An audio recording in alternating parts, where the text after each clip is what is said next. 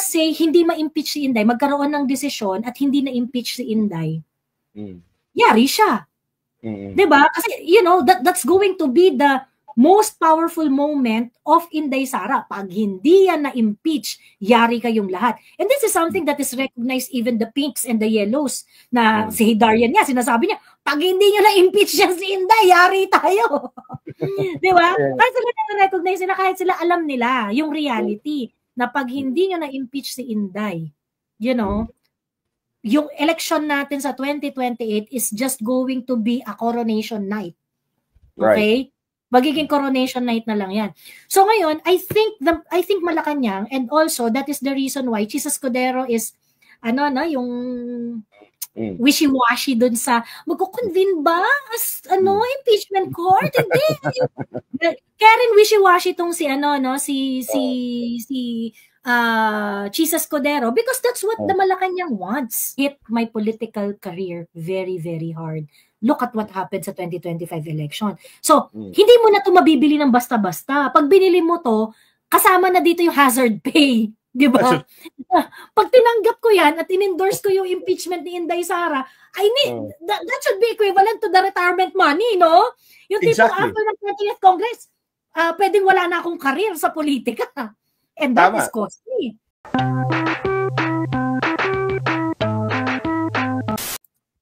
Seems to me that the Senate as an impeachment court, para bang meron na silang armor, kumbaga, na sinuot, no?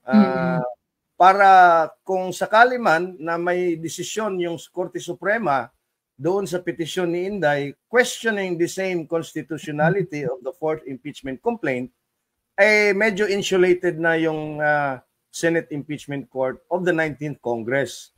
And secondly, the Senate of the 20th Congress now, if they decide to take up the same impeachment complaint and constitute themselves as an impeachment court of the 20th Congress, meron na rin silang basihan. Galing mismo sa Senado of the 19th Congress as an impeachment court at galing mismo sa 19th Congress na lower house. Now, what is very significant din doon sa nakita ko doon, Joey, is yung botohan doon at yung debate doon sa sa floor. Kasi nakikita talaga natin na itong impeachment trial, no, it is sabi nila it's quasi-judicial, both quasi-judicial and quasi-political, no. But we already saw na it's more political rather than it is judicial, no? Hindi yan kalahati judicial, kalahati political. It's more or less political in nature, pero ang sinusundan nila ay yung kanilang rules, no? Based on judicial rules, no, adopting the rules of court. In fact, they're also they formulated their own laws. In fact, they did not formulate their own rules, Joey. Resolution 39, I think, is just the Senate of the Philippines adopting the rules of the Senate of the U.S. Congress. The rules of impeachment doon, about 95% now, sabi nila, ang inadapt nila from the impeachment rules of the U.S. Senate, no? So, ibig sabihin nun na talagang politika at makikita mo naman din doon sa butuhan talagang politika yan. That's why no matter how they say na kailangan namin maging impartial kasi Senate judge. Kaya nga sabi ko and good thing that Senator Bato recognizes this. Sabi ni Senator Bato, ang tawag dito, kung naghahanap kayo talaga ng impartial dito sa impeachment na to, Supreme Court lang yung po pwedeng maging ganon. So, yung talaga magiging sobrang impartial about the impeachment, this is really, this is really a political exercise trying to exercise a judicial, a quasi-judicial function. Ay, talaga yan? Parang wag na tayong maglokohan, di ba? Wag na tayong maglokohan. Kasi nga, Joey, di ba? The framers of the Constitution, if they did not see that it is going to be a political process, Well, hindi na lang nila ginawa yun na mag-try ang Senado as an impeachment court. Sinabi na lang sana sa Constitution na doon ka mag-file ng impeachment sa Supreme Court. Diba? But the framers of the Constitution, in fact, I recognize that the impeachable official is an elected official. And therefore, the manner by which it will be decided should also be decided and prosecuted by elected officials as well. Meaning, everyone that is involved in the impeachment process are all elected officials of government. Therefore, by that alone, you can surmise or you can in fact conclude na it's a political process more than it is a judicial process. So yun lang. At, and if they want to change the perception of the people that it is a political exercise, or at least if they want to minimize the political aspect of the impeachment court,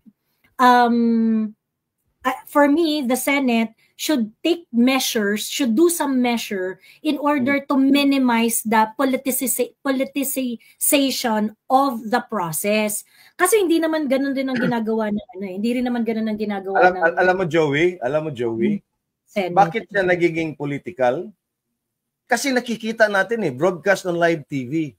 Yeah. But that is the reason every time there are oral arguments in the Supreme Court and in the Court of Appeals and even the Court of Tax Appeals, it's not open to the public.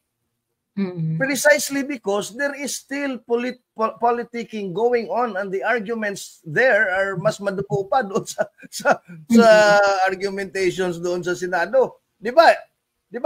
Audio nga lang ang pinaparinig natin pag may oral arguments doon sa Korte Suprema, and it's a collegial court composed of 15 justices. No? Mali yung sinasabi nila na I think it was Ping Lacson who said na di daw pwede mag-motion to dismiss yung isang senator judge. Itong si Ping Lacson, even a court judge, an ordinary judge sa RTC, if the complainant or the prosecution pero may mga motu proprio dismissal lalo na if there is an issue on jurisdiction. Well, doon nga ako nagtataka kasi Rizzo Ontiveros made it an issue na parang hindi kasi po pwedeng mag-motion to dismiss ang senator judge. Dapat ang nag-motion to dismiss yung party daw doon sa complaint, ganyan. Yung defense, Kaya I'm not saying that but at least kahit paano nakapag-aral naman ako ng batas. Although in many situations, motion to dismiss would be considered as a prohibited pleading, ganyan. Dilatory tactic, ganun. But most of the time, kung merong man isang process na kung saan binabawal ang motion to, kasi hindi naman lahat ng process bawal ang motion to dismiss Meron lang mga proseso na pinagbabawal yun kasi nga sinasabi na dilatory daw siya. Ganon. But, I'm looking at this in a more conceptual not in a technical sense, because I'm going to leave the technical sense to the lawyers. But I'm just going to share with you how I understand it conceptually, okay? Even yung mga rules ng korte na nagsasabi na bawal ang motion to dismiss dahil siya ay dilatory.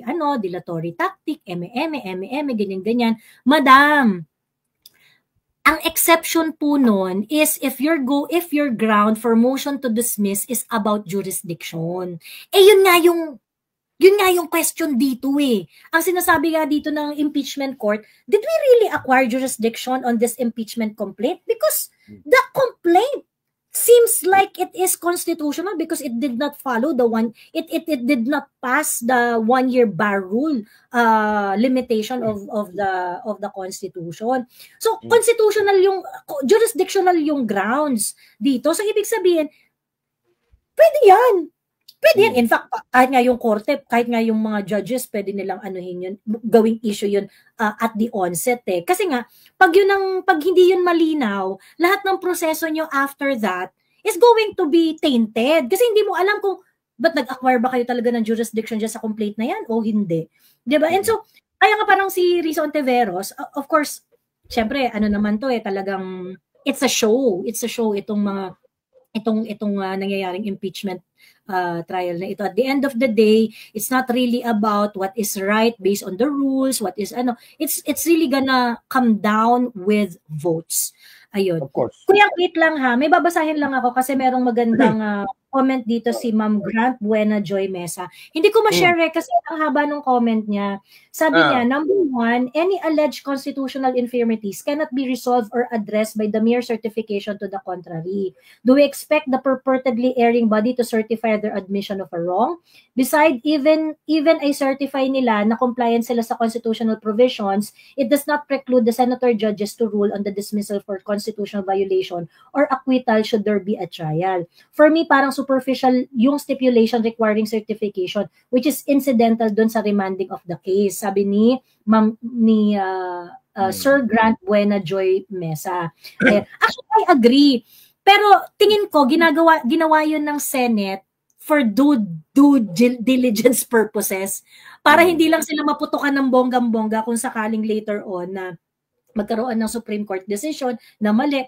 At least sasabihin na may plausible deniability si Senate, sasabihin ni Senate, oy, hindi ako tanong kami.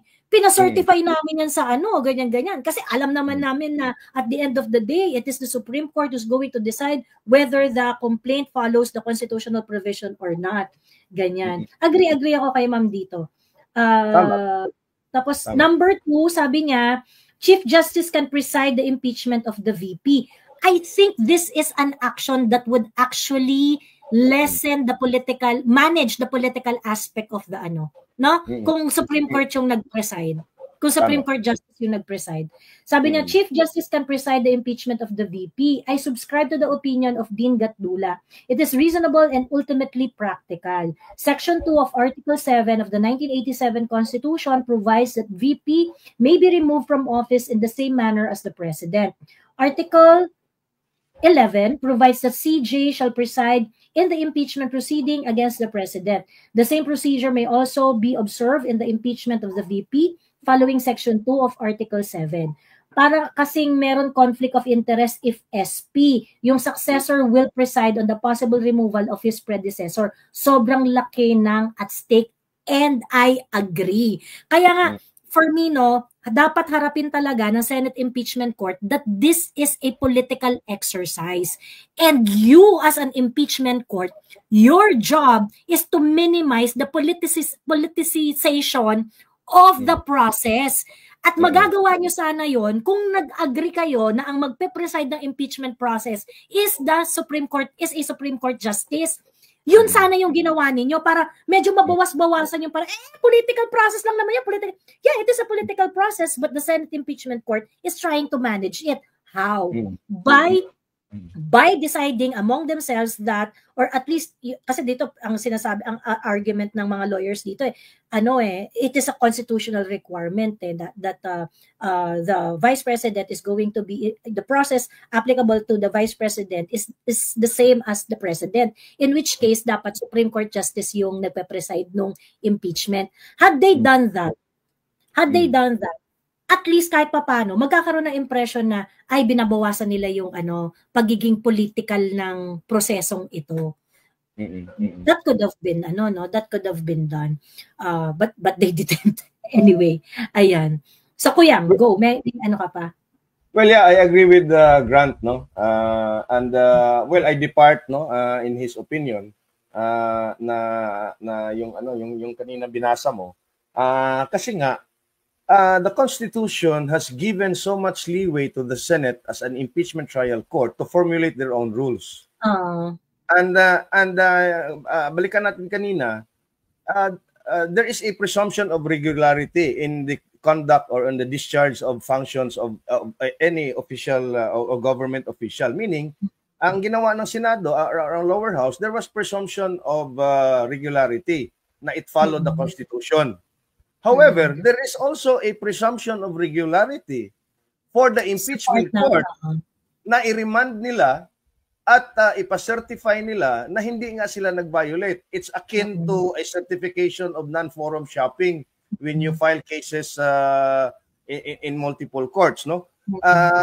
Or you file cases na parang nasa korte na at meron kang ibang final na parang kapareho sa isang kaso na yon, no? So again, there is so much leeway talaga because the Constitution does not dictate, no, the specific rules to govern. In fact, it was given to the Senate the responsibility to formulate their own rules in impeachment, and the Senate deciding as a collegial body in the impeachment court, as a collegial court, voting 18-5 na i-remand yan with the accompanying orders, already made that rule entrenched, no, at etched into the impeachment rules, no. It's already a precedent, no. Ang ano yata nilang argument nila is that the Constitution actually provides for, kasi they cannot, of course, the impeachment court, the Senate can actually make their own rules when they own impeachment rules. However, their impeachment rules must always abide the Constitution. I think the argument of Dean Gatdula is saying that the Constitution says that when you impeach the Vice President, it must be in the same manner as when you impeach a president. So when you impeach a president, ang dapat na presiding judge ay Chief Justice. So therefore, following the constitutional requirement na dapat pareha sila ng manner ng pag-impeach sa Vice President at yung President, dapat in-apply mo yung requirement na yon na Chief Justice dapat yung ano. So that is something that cannot be altered by the own rules of Senate impeachment court. Kasi nga the source cannot be higher than the the source cannot be higher than the source. Pero explicit ba sa Constitution yan, Joey? Na there is na naming the Supreme Court Justice, the Chief Justice of the presiding officer? They cited a constitutional provision Section 2, Article 7. 11? Section 2, Article 7. Okay. Yun yung sinasite nila. Well, in any case, sabi nga ni former Chief Justice Adolf Ascuna,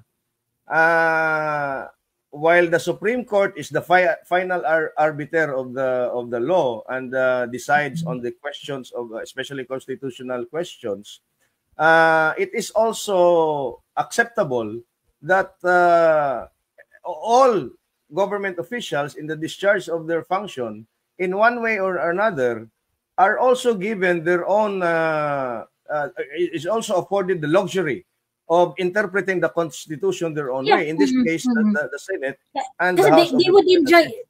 Tama ka dun, Kuya, ngayon sinasabi mo kanina na whatever they're going to do right now, it's going to be regarded as regular. Kasi nga, kung ano man yung interpretation na magagawin nila ngayon, is going to be regarded as regular. So kaya nga, sabi rin ni Justice Ascuna na the remanding of the case back to the House of Representatives, although it is unusual, it is allowable. So, kumbaga, we have to respect that. Kasi talagang,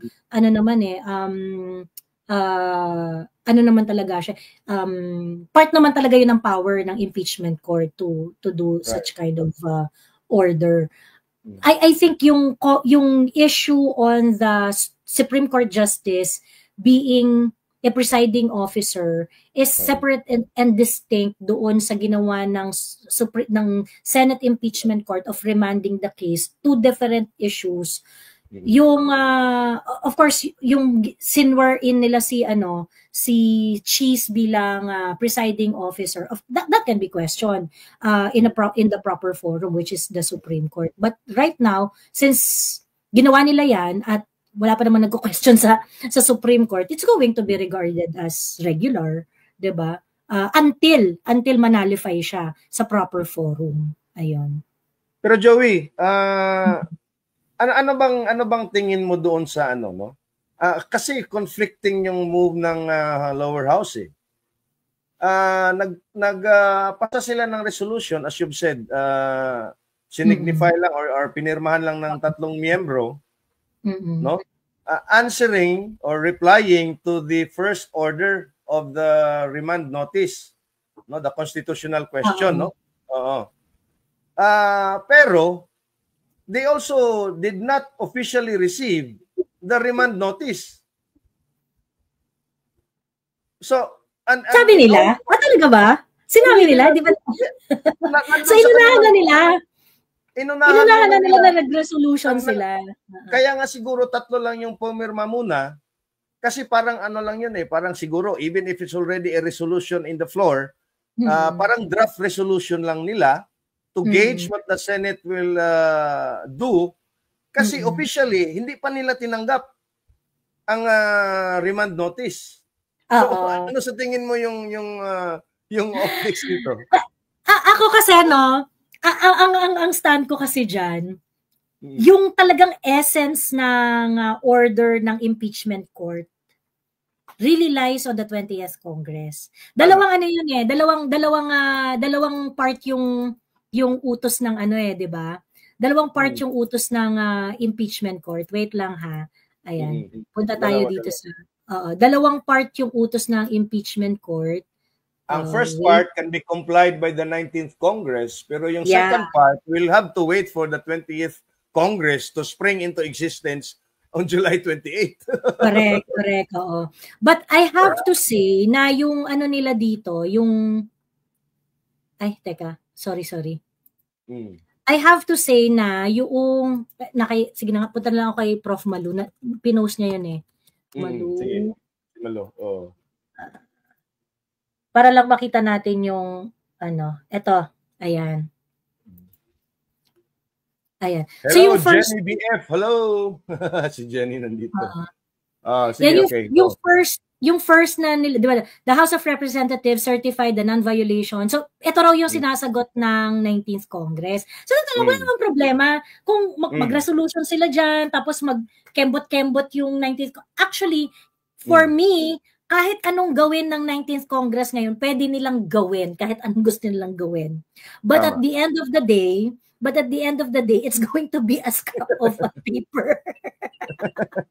Kasi the 20th Congress has to adopt whatever illusion they would argue now dito sa 19th Congress. Hindi, kinumply namin. Hindi, ginanito namin. Emirate, hindi. Ganyan. Kahit anong sabihin nila ngayon, if the 20th Congress does not agree, patay ang impeachment ninyo. Yan na nga, Joey, no? Yan na nga, Joey, no? I think the 20th Congress, yung lower house, i-adapt pa rin nila yan. The same impeachment complaint, and they will communicate to the Senate of the 20th Congress na kaya pa namin yan, we will pursue it, i-prosecute namin yan.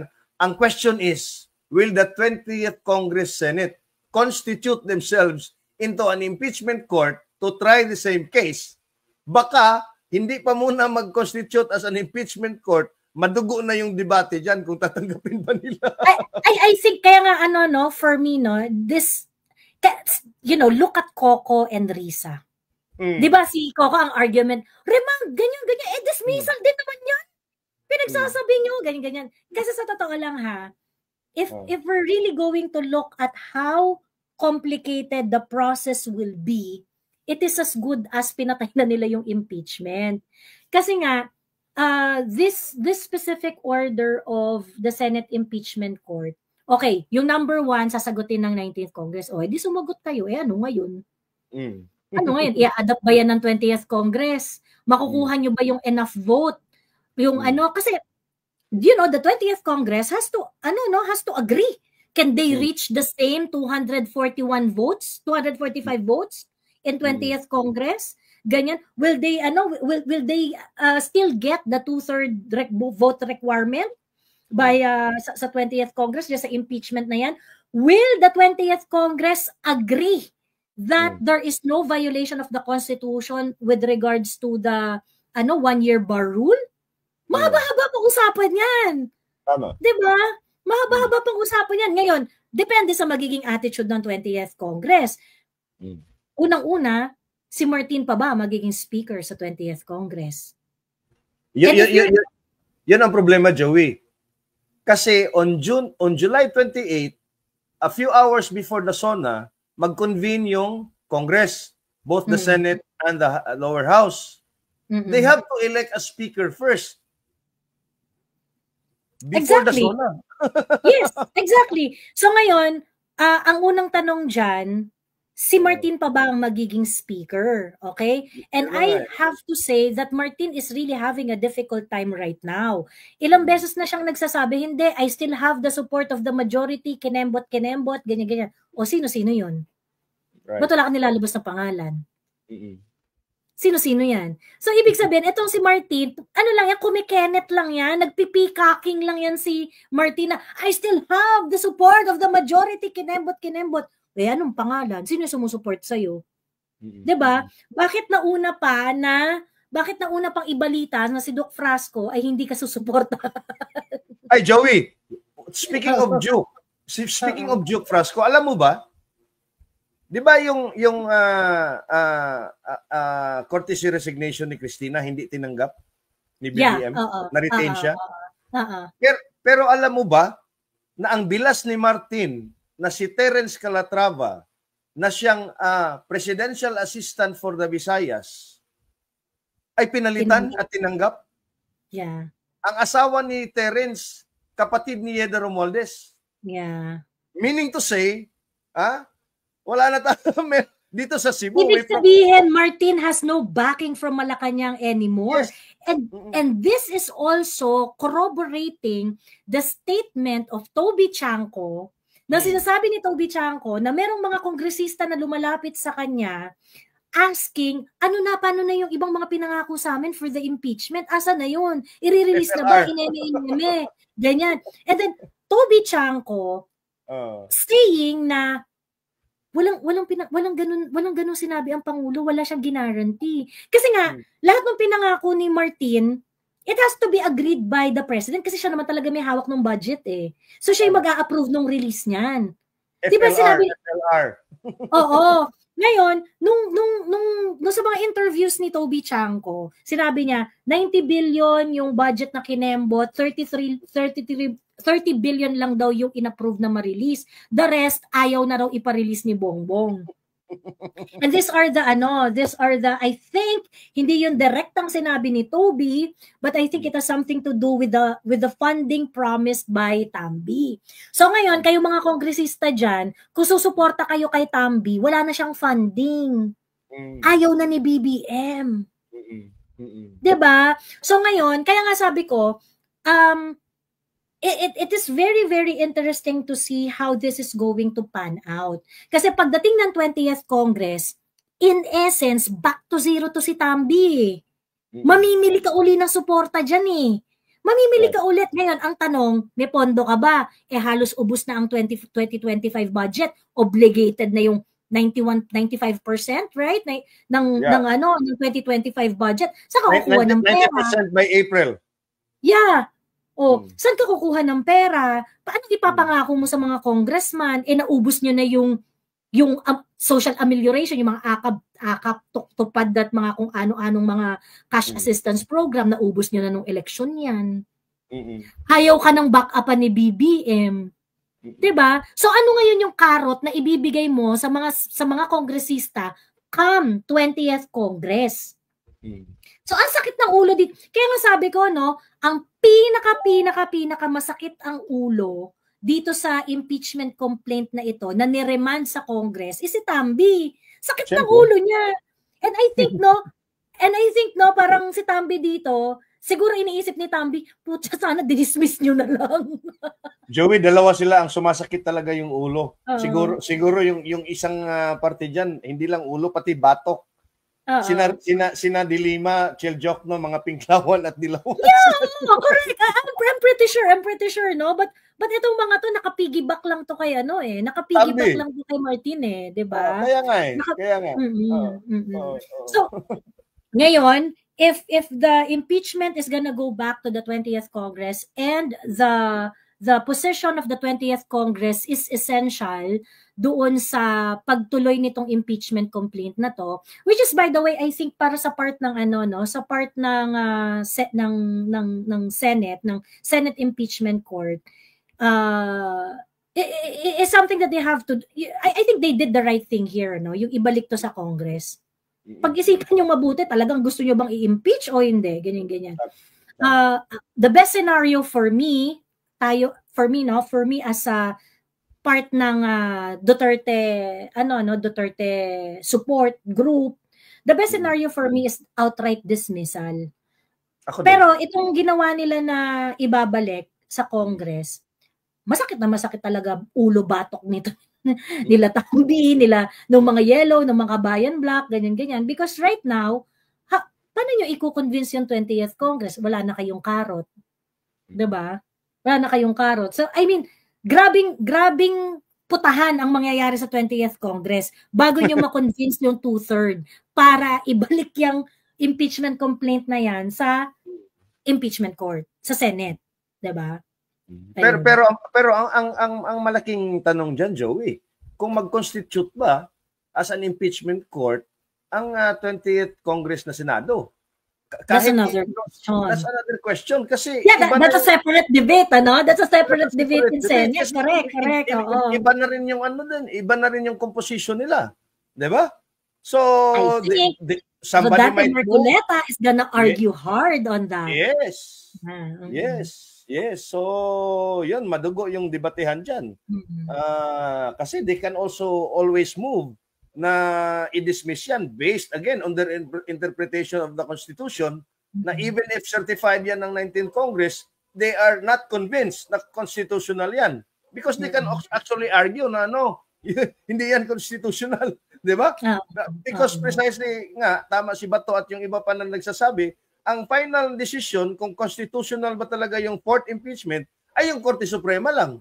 And absent that decision, pwedeng sila, ngayon, mas superior yung Senado kasi superior ngayon na ang impeachment court. Korte sila prosecution lang yung lower house.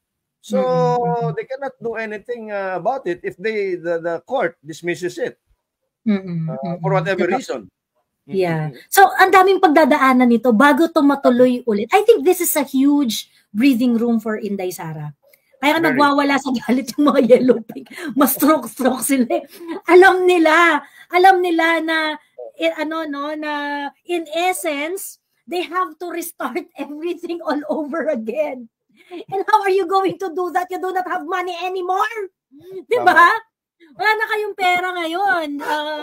Nakuha na ng mga and the 20 kapag kunwari if we're going to look at the 20th Congress, kung kunwari ikaw magkakaroon ng impeachment concession, syempre ngayon yung mga kongresista hindi na sila papayag ng basta-basta lang nabibigyan sila ng pondo. 'Di ba? Kasi now the Congress the representative in the House of Representatives the representative in the 20th Congress, they now know na if I am going to endorse an impeachment against Inday Sara, this is going to hit my political career very, very hard. Look at what happened sa 2025 election. So, hindi mo na ito mabibili ng basta-basta. Pag binili mo to, kasama na dito yung hazard pay. Di ba? Pag tinanggap ko yan at in-endorse ko yung impeachment ni Inday Sara, that should be equivalent to the retirement money, no? Yung tipong after ng 20th Congress, pwedeng wala na akong career sa politika. And that is costly. That is very, very costly. Oo. And also, Joey, for those na really want to be elected at gustong sumakay sa Duterte bandwagon, ay kasi wala naman silang nakikitang viable candidate from any other political color. Sa mga lista, walang maliban kay Raffy Tulfo, who is actually fence sitting pa rin. Or maybe Bam Aquino, pero hindi naman talaga material for president. Si Lenny siguro, ganon, dito naman sa nina Risa, ganon din naman, 'di ba? Baka mag-split pa yung Dilawan at Pinklawan between Risa and Lenny's camp. So ikaw, kung ikaw politiko ka, you still have 1 or 2 terms to serve, or eligible ka pa for another 2 terms or another term, or halimbawa gusto mong tumakbo for another position, talagang magti-think twice ka kasi wala naman the immediate future of our political landscape here is the Dutertes. Correct. Still love Inday Sara. And then you're not even talking about Basti yet. Correct. who is maturing very, very fast when it comes to no? He's maturing very, very fast. Well, si Baste, nababash siya ng bonggang-bongga nung naging vice mayor yan and then he became a mayor. Grabe yung pangbabash dyan. But now, people are thinking twice. The Davaoenos are they're stunned, Joey. Yeah, very, very supportive now of Mayor Baste. He earned it painfully, ha? Hindi niya to nakuha na yung respect ngayon ng mga Davaoeno kay Mayor Baste. Hindi niya to nakuha ng madali. And contrary to popular belief, Mayor Baste was actually being bashed first year ng kanyang term as a mayor. Grabe yung bashing diyan. But towards the end of his term, he was able to prove himself. He was able to put Davao City in its best fiscal health condition. Pinakamayaman, pinakamaraming pera, still walang utang, was able to meet their targets when it comes to acquisition, was able to buy everything that is necessary according to their plan. He was able to execute everything and then some. So kumbaga, yari kayo pag lalong tumalino si Baste sa politika, di ba? And then Joey, he did not only gain the wisdom and the sense of proper governance. He went through a baptism of fire. He went through hell while doing it. Yeah, correct. Kasi ang pressure sa kanya, there was even a time until now na siya lang yung mag-isa nasa Davao and he cannot even fly to Cebu for a Maisog rally because there were threats na ire-raid yung bahay nila. At si Inday is doing campaign sorties, si Polong nandun sa the Netherlands. I mean, the difficulties that Baste had to go through while delivering and even more, no? Sila rin yung nagpahinog kay Baste no? Sila rin yung talagang parang diamond, no, na talagang he has to be compressed, no, by extreme heat and extreme pressure hanggang sa kasi ang criticism ni Baste noon Joey is I think you're also familiar na kasi happy-go-lucky, he is not his father's son, 'di ba? Iba si Baste kaysa parang siya yung hindi siya ganoon kaseryoso dun sa kasi he was a reluctant candidate nung pero ngayon pinilit lang ni ate ganyan na mag-mayor, ganun yung dating Pero ngayon he is actually the closest to PRRD. The younger, more good-looking version of PRRD. Lalong nagiging PRRD, di ba? Naririnig mo yung kanya, yung demeanor, yung words, di ba? So nakakatuwa talaga ito si Mayor Baste. Correct. And I'm pretty sure, isa rin yan sa mga, wala lang silang makita talaga na I had a chance to speak with Mayor Baste before na parang sabi ko, Mayor, ina-expect mo ba na maano ka na ano ba yung mga ina-expect mo na panggugurgur? Suspension is talaga, parang feeling talaga nila it is something that is gonna be done by the administration. Yun nga lang kasi wala talaga silang makitang kahit anong reason para isuspend si Mayor. So hindi nila nagawa, ganyan. But look at the number of local leaders na pinagsususpend ng BBM administration sa Mindanao, sa iba't ibang parte ng bansa. Sa Cebu, 'di ba? Ayun. So pag may nakita sila na di ka namin kakampi and they're able to see the slightest provocation para ikaw ay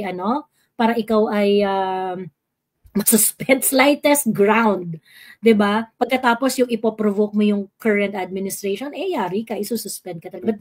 But they did not do that to Baste kasi nga ayun. Wala silang makita. Wala silang makita. Kuya, meron akong question. What do you think of Alan Peter Cayetano nung debate sa Senate as an impeachment? Parang may gusto parang may hihilingin. Tingin mo? Nagpapapresyo ata Nagpapapresyo or nagpapapogi, no? Pwedeng nagpapapresyo sa kabila or nagpapapogi sa kabila. No? Diba? Correct. Actually, in fairness kay Alan Peter Cayetano, I am going to, ko lang, you can go back to this, pero i-share ko lang rin yung how yung aking observation dito kay Alan Peter Cayetano. Kasi Alan Peter Cayetano talaga is a smart guy eh. Matalino talaga. Matalino talaga. And itong performance niya dito sa debate and how he reconciled the pro-dismissal and the pro-trial dito sa Senate. Tapos, nilagay niya sa gitna. Hindi, ganito lang, remand na lang natin, ganyan. It is an exhibition of Alan Peter Cayetano's very high political IQ. And nakita ko, kaya siguro pinili ito ni PRRD as Vice President. Tama. Yan siya pinili as Vice President. Now, like I said, nung binoblow by blow ko na coverage yung hearing sa Senate. Sabi ko nga, yung ginawa ni Alan Peter is not necessarily kumbaga what he did is a win-win situation between the group 3, yung mga Duterte, at saka yung sa Malacanang. Kasi ang Malacanang, hindi naman yan interesadong ma-impeach si Inday Sara ng mabilisan eh. Ayaw ng Malacanang na, it's 2025. It's too early to impeach Inday, okay? I think Malacanang would like to impeach Inday, but not now. But not now. Siguro yung pagkapatapos na 2026, going to 2027, yan yung mga gustong timing ng Malacanang. So, ang Malacanang, hindi yan super interested na ma-impeach si Inday. Why? Because if Inday is impeached, okay? If Inday is impeached, pag nagkaroon ng desisyon sa impeachment, kung ma-impeach siya na yung titirahin ngayon ng kalaban. Kasi wala na mga Duterte eh, 'di ba? Right. So magiging sila na yung magiging target ng ng mga yellows and ng mga pinks and even yung cousin niya. Siya na yung magiging sobrang target ngayon. Okay. Let us say hindi ma-impeach si Inday, magkaroon ng desisyon at hindi na impeach si Inday. Yari siya. 'Di ba? Kasi that's going to be the most powerful moment of Inday Sara. Pag hindi yan na-impeach, yari kayong lahat. And this is something that is recognized even the pinks and the yellows na si Hidarian niya, sinasabi niya, pag hindi nyo na-impeach siya si Inday, yari tayo. Di ba? Kahit sila na-recognize sila, kahit sila alam nila yung reality na pag hindi nyo na-impeach si Inday, yung election natin sa 2028 is just going to be a coronation night. Okay? Right. Magiging coronation night na lang yan. So ngayon, I think Malacanang, and also that is the reason why Chis Escudero is yung wishy-washy dun sa magko-convene ba as impeachment court? Hindi. Kaya rin wishy-washy tong si Chis Escudero because that's what the Malacanang wants. Gusto ng Malacanang na parang oo, gusto natin ng impeachment mga pare, pero wag natin bilisan. Wag agad-agad. Ganyan, okay? Wag agad-agad, ganon. Tama. So, itong pag-remand ng impeachment case, itong impeachment complaint ni Inday back to the Congress is actually serving two groups. The Marcos Araneta group, yung mga tao sa Malacanang, okay? And the Dutertistas. Tama. Diba? Gusto natin yan. The remanding is the next best thing sa dismissal. Diba? Of course, we want dismissal. Pero ito, pwede na rin to. Pwede na rin to. Kasi, pwede na rin to. Pwede. Oo, pwede na rin to. I mean, makita nating natotorture si Tambi along the way. Why not? Diba? Lalo-lalo na yung mga pinklawan. At yung mga pinklawan, di ba? Nakikita nating natotorture sila along the way. Why not? Di ba? So, pwedeng-pwede to. But look at where Alan Peter Cayetano is positioned. Right. Good siya sa mga Duterte side and still good sa mga tao Marcos sa Malacanang. Yes, right. So that, ladies and gentlemen, why Alan Peter Cayetano survives Philippine politics. Diba? You know, he proved himself as one of the brightest politician because of what he did dun sa impeachment discussion na yun ng sa Senate. So, you know, ako sabi ko nga parang galing talaga galing nito ni so, na-impress talaga ako kay Alan Peter Cayetano dito. Not because kakampi natin siya solid or walang ganun. It was really him being him and doing well in politicking, 'di ba? Parang so ngayon ang ang man of the hour is Alan Peter Cayetano because you know he kind of gets he kind of position himself to be at the good side of Malacanang and the Dutertes. The good side of both sides. The good side of both sides, 'di ba? Anti-yellow naman talaga 'yan si Alan Peter Cayetano, hindi naman talaga papaborin. 'Di ba? Kung meron siyang pipiliin dito at kakampihan, definitely it's not gonna be the yellow and the pinks. Tama. 'Di ba? Kasi anti-dilaw talaga 'yan eh. Anti-dilaw talaga 'yan si Alan Peter eh. So what he did is, you know, totoo siya doon sa prinsipyo niya, totoo siya doon sa stand niya, tapos kung sino yung kaaway niya, yun lang ang inaway niya, which is yung yellow-pink, di ba? Pero Joey, while si Alan Peter Cayetano, yung sabi mo is man of the hour, which I agree, meron ding runner-up na man of the hour, no? Si Joel Villanueva. Kasi I was really surprised because I was really thinking na he was for the dismissal, even if si BAC and JIL, yung kanilang simbahan, endorsed alyansa. Kasi grabe yan naka-boldjack ni Zaldico eh. Sa privilege speech niya. Nung una, parang ayaw niya sa dismissal at sa motion. At sabi pa nga niya, ayaw niya sa dismissal. Gusto niya talagang mag-proceed yung trial. Nung nagbutuhan na, nasa yes siya. So, doon mo makikita na yung pagiging ano ba tawag diyan sa yung politically sly, while Alan Peter Cayetano displayed a very high political IQ, sabi mo, I agree. Ito namang Joel Villanueva nagpakita ng kanyang pagiging marunong ba, no? Yung pagiging nagmamarunong ba, but everybody saw what he actually did. So kaya nga sa mga comments doon, ang tinitira din ay si Joel Villanueva. Diba? Well, I feel na I feel that Joel Villanueva was convinced doon sa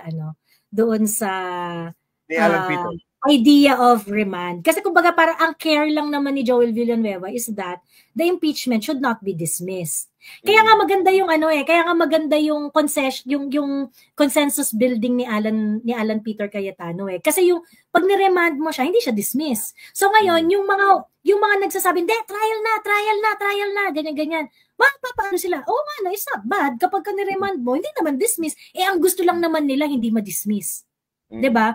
But if you're going to if you're going to divide the house and ang pag-uusapan nyo lang is dismiss or trial, hating-hati talaga yung hating-hati talaga yung Senate. And they don't want to do that. And they do not want to do that. Kasi quid daw tayo doon baka matalo tayo doon. Baka ang mangyari doon mag-trial. Which is something that I do not want to happen, to be honest. Ayoko ng kung maiiwasan yung trial, doon ako. Kung maiiwasan yung trial, mas doon ako. Ako din. Ganon din naman tayo eh. No? Kung maiiwasan yung litigation, iwasan natin yun. Oo. Correct. And then, because Alan Peter argued, inamend niya yung motion ni Bato na hindi, gawin natin, i-remand natin siya. So basically, yung for dismissal na ayaw ng trial at saka yung mga ayaw ng dismissal, at gusto ng trial, magkikita sa gitna. Kasi, yung isang grupo gusto dismiss, okay? Gusto ng dismiss kasi ayaw ng trial, okay? Yung kabilang grupo gusto mag-proceed at may trial, okay? So ngayon, hindi mo dinismiss, pero yung trial is gonna happen, we do not know when. Diba? We do not know when. So ngayon, yung mga nandun sa side, yung for example, yung side ni Joel Villanueva, ang gusto lang naman niya hindi ma-dismiss eh. Ang gusto lang niya hindi ma-dismiss. So, naging palatable sa kanya yung position. So I think that is the reason why nag-vote siya na. Sige, remand na lang natin yan. Ganun. Pero alam mo, Joey, no, kahit wala yung remand, ang schedule ng trial, ganun pa rin naman eh. Kasi even if the presentation of the articles of impeachment happened on July 2, ganun pa rin na mangyayari. You still have to give the Vice President 10 days to reply, 5 days for the prosecution. They can even in fact file motions. Ni-reset ng 11, ganun pa rin. So even if walang remand, and even as early as the calendar of Chis Escudero na June 2 yung presentation of the articles of impeachment, nakakalendar na yan in July. Meaning, as early as 20th Congress na talaga yung yung ang sasagot. Correct. Pero in-emphasize lang ng Senate as an impeachment court in the 19th Congress, no, in preparation for the 20th Congress. Para sabihin naman ng 20th Congress na nag-due diligence sila, sabi mo nga kanina. Prepare na nila at hindi na sila maki-question, no? So sila na yung 20th Congress ang magdedebatehan diyan about the. Pero ang tingin ko kasi, Kuya, yung schedule na sinasabi nila, hindi yun masusunod eh. Kasi it's really necessary for the 20th Congress to decide first kung i-adapt nila yung Kasi kung kunwari ako sa Office of the Vice President, ako si VP, i-impeach ako, ganyan-ganyan. How can I intelligently reply sa summon ninyo kung hindi ko pa alam yung stand ng 20th Congress kung i-adapt nila o hindi? What if inadapt nila partially lang yung articles of impeachment? 3 lang sa 7 or 2 lang sa 7. Dalawa lang or something like that, ganyan-ganyan. So, how can I respond intelligently doon sa summon ninyo? So, kung ako si Inday, tapos sinamon ako, mag-reply ka doon sa impeachment complaint, ganyan-ganyan. Well, ang sasagot ko dyan, I cannot decide intelligently because I do not know yet kung ano yung mapagkakasunduan ng 20th Congress. 'Di ba? So yung schedule na yun, I think it's just, a schedule so that matawag lang na meron silang schedule. But they cannot really do anything at this point unless or until mag-decide si 20th Congress kung ano yung gusto nilang mangyari. So, in short, talagang delay pa to, matagal pa to.